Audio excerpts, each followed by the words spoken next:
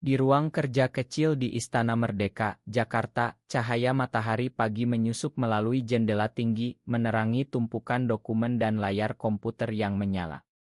Rina, seorang wanita 28 tahun dengan rambut gelombang pendek dan mata cerah yang selalu penuh semangat, duduk di depan meja kerjanya.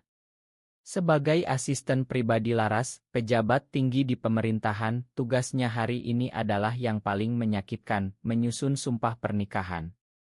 Laras, wanita 32 tahun yang cantik dan menggoda dengan rambut hitam panjang dan itur anggun, akan menikah dengan Adit, seorang pengusaha kaya yang dianggap sempurna oleh masyarakat.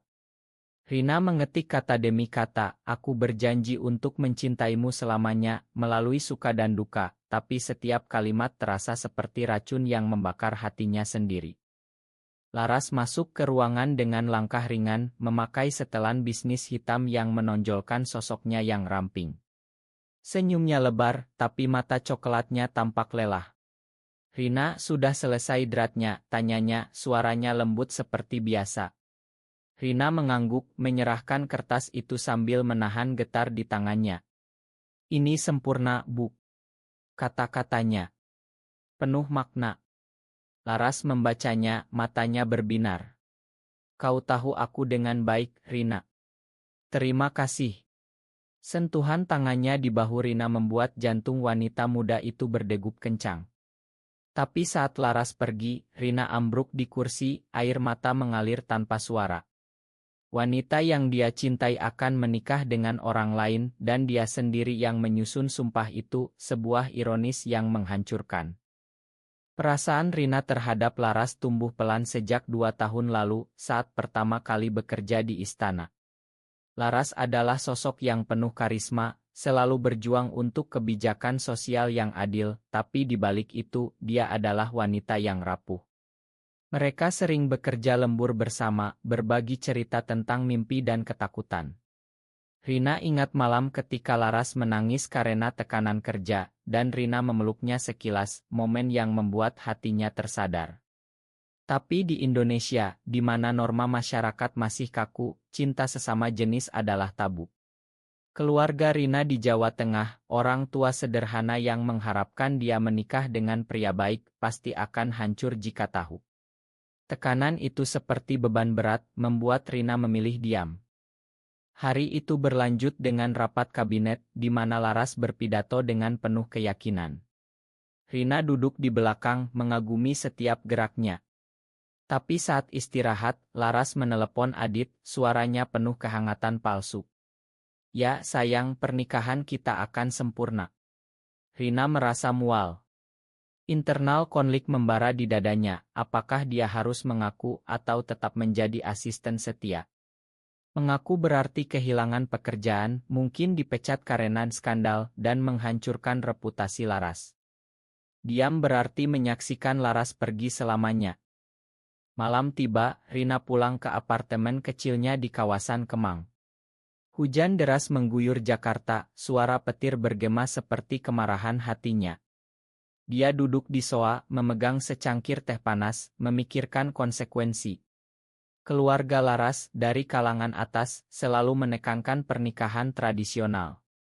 Laras pernah cerita tentang ibunya yang mendesak, "Kau harus menikah, Laras. Untuk nama keluarga." Prasangka sosial di masyarakat membuat Rina takut, cerita tentang lesbian yang diusir keluarga atau bahkan mengalami kekerasan bukan hal langka. Rina memutuskan untuk tetap diam, tapi keputusan itu seperti pengorbanan pertama, membiarkan hatinya hancur demi menjaga status quo. Keesokan paginya, Laras memuji draft sumpah itu lagi di depan tim. Rina benar-benar berbakat. Rekan kerja tersenyum, tapi Rina merasa seperti badut. Konflik moralnya semakin dalam, apakah membantu pernikahan ini sama dengan mengkhianati dirinya sendiri?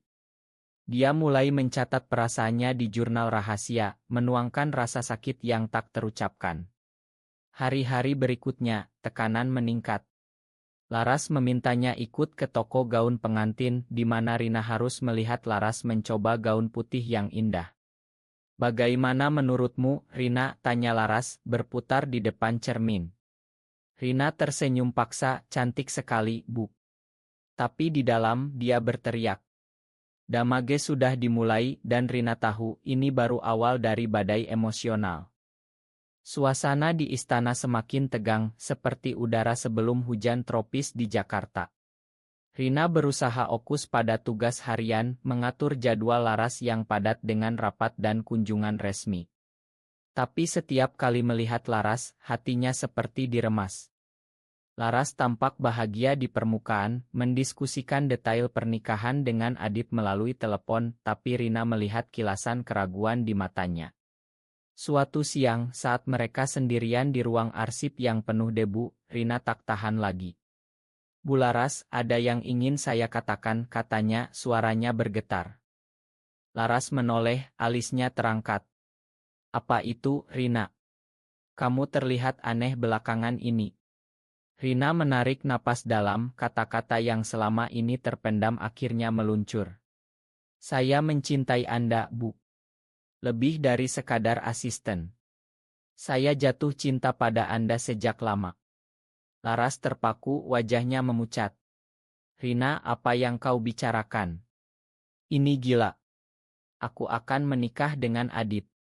Air mata Laras mengalir, campuran syok dan kebingungan. Konfrontasi itu penuh emosi. Rina menjelaskan perasaannya, bagaimana setiap momen bersama membuatnya semakin jatuh, tapi Laras menolak, ini tidak bisa. Keluarga saya, masyarakat. Ini tabu. Tekanan keluarga Laras menjadi pusat konflik. Ibunya, seorang wanita konservatif dari keluarga bergengsi, telah merencanakan pernikahan ini untuk mengamankan aliansi bisnis. Laras merasa terjebak, dia menghormati Adit, tapi tidak ada gairah. Pengakuan Rina membangkitkan perasaan yang selama ini Laras tekan. Aku juga merasakan sesuatu, Rina. Tapi ini salah.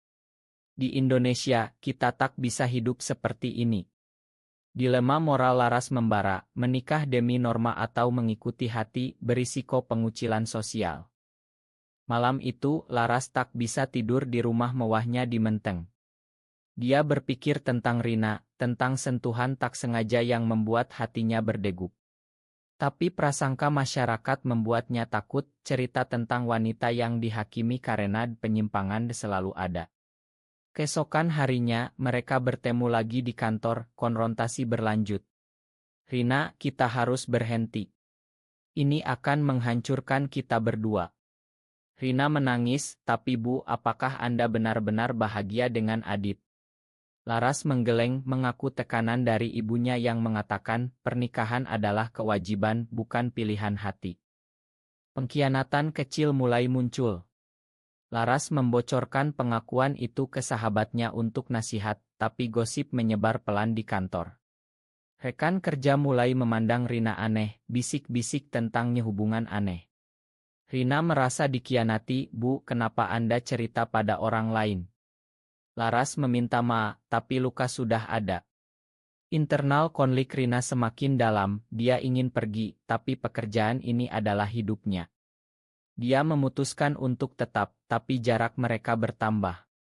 Tekanan sosial semakin berat. Keluarga Rina menelepon, menanyakan kapan dia menikah, kamu sudah 28, Rina.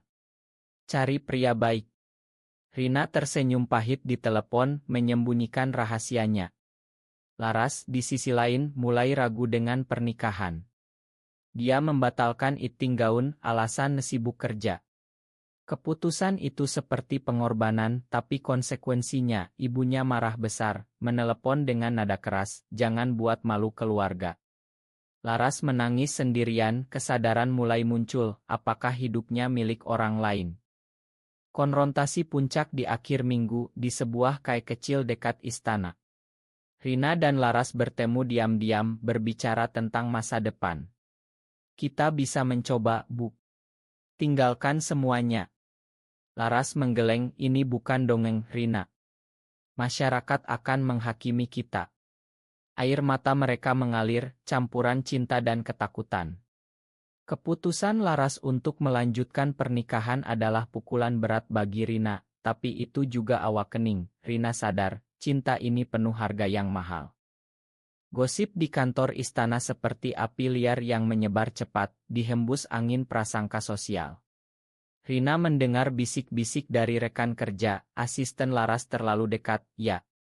Aneh deh. Hatiku hancur, merasa dikhianati oleh Laras yang membocorkan rahasia. Laras datang ke ruangan Rina, wajahnya penuh penyesalan. Rina, Ma. Saya tak sengaja. Tapi Rina sudah terluka dalam, Bu, ini bukan mainan. Saya bisa kehilangan segalanya. Konfrontasi itu sengit, Laras mengaku kebingungannya, aku juga tak tahu harus bagaimana. Keluarga saya mendesak, Adit sudah siap. Pengkhianatan semakin dalam saat Laras memilih bertemu Adit lagi, mencoba meyakinkan diri bahwa pernikahan adalah jalan benar. Rina menyaksikan dari jauh, hatinya seperti ditusuk.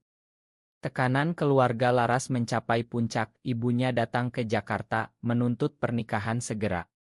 Laras, jangan biarkan rumor aneh merusak nama keluarga. Laras menurut, tapi internal konfliknya membara, dia merasakan gairah dengan Rina, tapi norma masyarakat membuatnya takut. Di Indonesia, di mana agama dan budaya dominan, hubungan lesbian adalah maut bagi reputasi. Rina, dalam kesedihannya, mencoba melupakan dengan bekerja keras, tapi dilema moral menghantui, apakah dia egois jika memperjuangkan cinta, atau pengecut jika menyerah. Keluarga Rina menambah tekanan, menelepon dengan nasihat, cari suami, Rina. Jangan sendirian terus. Rina berbohong, ya ibu. Segera. Tapi di malam hari, dia menangis, memikirkan Laras. Konfrontasi kedua meledak di apartemen Rina. Laras datang malam-malam, Rina, aku tak bisa. Aku cinta padamu juga. Mereka berpelukan, air mata mengalir, tapi Laras mundur, tapi ini salah. Masyarakat tak akan terima. Pengkhianatan itu menyakitkan, Laras memilih norma demi keluarga. Rina merasa ditinggalkan, awakening mulai muncul, dia sadar, cinta ini mungkin tak layak diperjuangkan jika hanya membawa luka. Gosip sosial menyebar keluar kantor, media sosial penuh spekulasi. Laras kehilangan dukungan dari rekan, Adit mulai ragu. Dia konfrontasi Laras, apa benar rumor itu? Laras menyangkal, tapi hati hancur. Pengorbanan Laras, dia memutuskan jarak dengan Rina, ini untuk kebaikan kita. Rina resik dari pekerjaan, mencari jalan baru, tapi luka tetap. Rina pindah ke apartemen baru, mencoba hidup tanpa Laras. Pengorbanan itu menyakitkan, dia kehilangan pekerjaan dan teman. Laras, di sisi lain, melanjutkan persiapan pernikahan tapi ragu. Tekanan keluarga membuatnya sakit, ibunya mengontrol setiap langkah. Internal konflik Laras, apakah dia hidup bohong? Konfrontasi di taman kota, mereka bertemu lagi. Bu, kenapa Anda pilih ini? Tanya Rina. Laras menangis, demi keluarga. Tapi aku rindu kamu. Pengorbanan mereka, Rina melepaskan, Laras bertahan. Kesadaran muncul, cinta mereka nyata, tapi sosial tekanan terlalu kuat. Laras memutuskan menghadapi ibunya, ibu, ini bukan hidupku. Klimaks di acara keluarga, Laras batal menikah, mengaku pada semua. Konfrontasi sengit dengan ibunya, ini pilihanku. Rina berdiri di sisi mereka bersama. Pengorbanan puncak, kehilangan warisan, tapi dapat kebebasan. Kesadaran, mereka memilih autentisitas. Apakah benar bahwa cinta sejati harus dikorbankan demi norma sosial?